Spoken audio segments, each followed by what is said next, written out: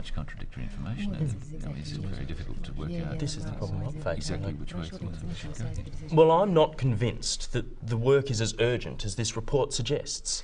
So perhaps we should... Oh, come on. The building is practically falling down. Sorry, Lynn. I don't think Tan had finished. We'll get to you in a minute. Sorry. As I was saying, perhaps we should get a second opinion before we spend any money. Thank you, Tan.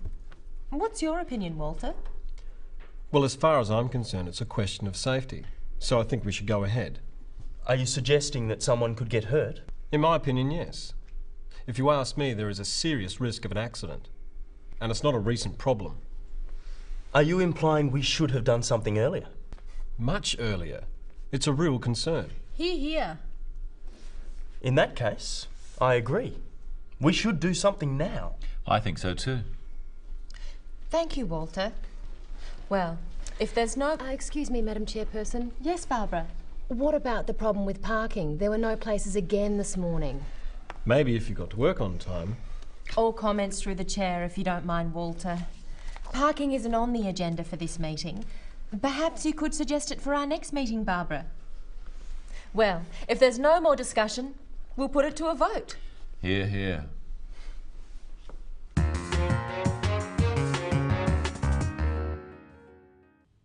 Today, we're looking again at meetings. In meetings, especially formal meetings, it's important to keep the discussion relevant and to the point.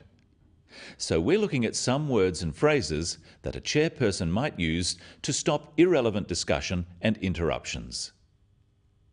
We're also looking at ways of stating an opinion and agreeing or disagreeing.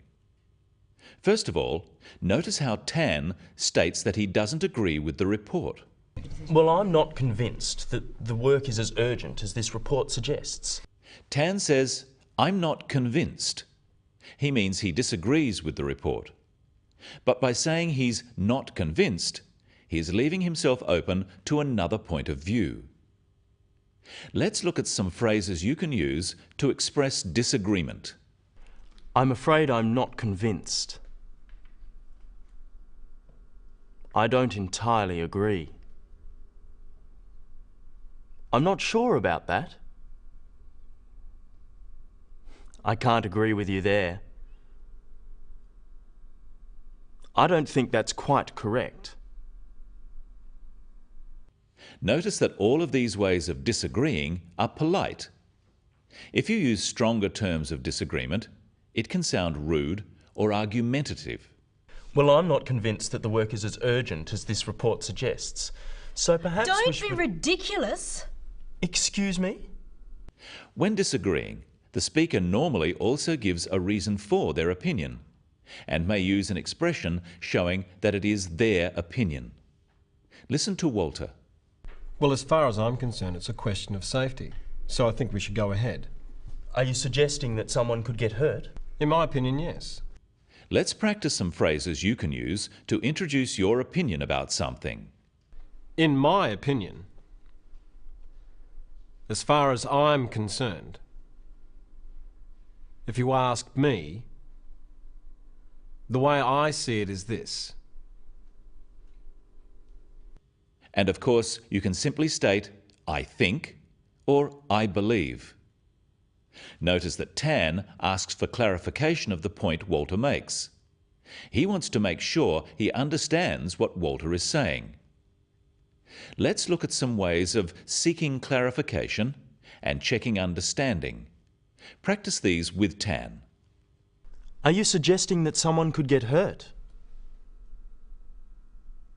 Are you saying that someone could get hurt? Do you mean someone could get hurt? Are you implying that someone could get hurt? One of the roles of the chairperson is to make sure everyone gets to have their say. All discussion should go through the chair. That is, people talk to the chairperson, not to each other directly. So the chairperson sometimes has to interrupt or stop someone from speaking. Well, let's see how Denise does this. Well, I'm not convinced that the work is as urgent as this report suggests. So perhaps Oh, we should... come on. The building is practically falling down. Sorry, Lynn. I don't think Tan had finished. We'll get to you in a minute. Sorry. By saying, "I don't think Tan had finished," Denise is politely telling Lynn that she shouldn't interrupt, and Lynn apologises. But what should you do if someone keeps trying to interrupt? So perhaps Oh, we should... come on. The building is practically falling down. Sorry, Lynn. I don't think Tan had finished. We'll get to you in a minute. Well, it's obvious with the evidence. Yes, but we do need to hear everyone's views on this. Let's just vote on it. All in good time, Lynn. Please, go on, Tan. Notice that the language the chairperson uses is always polite but firm. She uses sorry, thank you, and please as a way of respecting the other members of the committee, although she is in charge. On the other hand, there is a time factor. It may be necessary to cut people short. And furthermore, if we look more closely at the estimates, we can see... Excuse me. Sorry, Tan. Perhaps we should move on. I'm nearly finished. Yes, but we do have to keep an eye on the time. Perhaps we can come back to that point later. I think it's quite important. It is important, but I think it's more important we hear everyone's views on this. Barbara. There were two key phrases used to stop Tan from sending everyone to sleep. The first one, "perhaps we should move on," is phrased as a suggestion, but it is said in a firm way with a falling intonation at the end. Practice with me. "Perhaps we should move on." This falling intonation makes it a more definite statement rather than a suggestion. The second one was put as a reason for moving on, that time is short. Notice the emphasis on the word do and practice after me. We do have to keep an eye on the time. Remember, we said the discussion has to be relevant. What do we do if someone makes an irrelevant comment?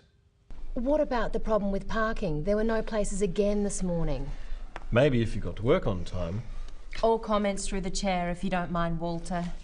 Parking isn't on the agenda for this meeting. Perhaps you could suggest it for our next meeting, Barbara.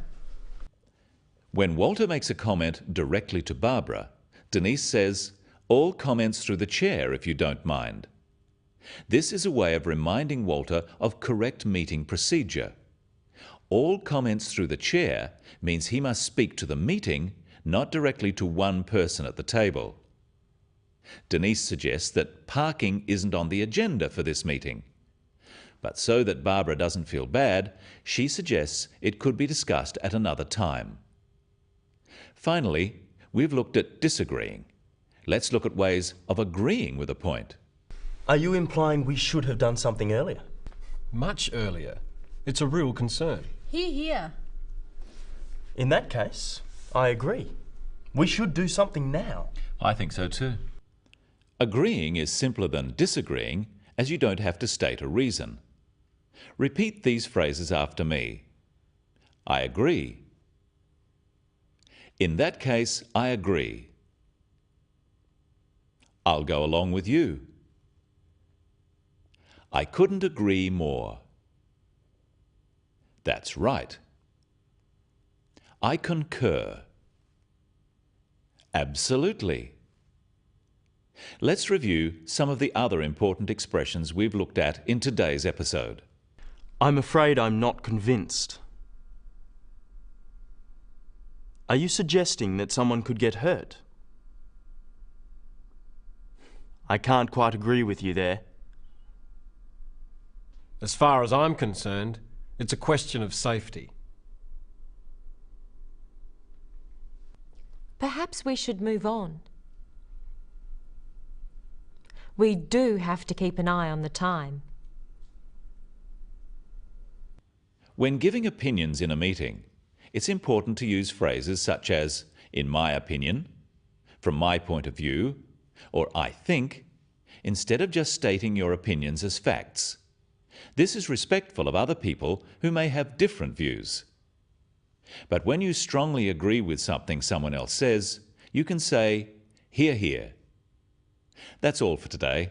See you next time on The Business of English.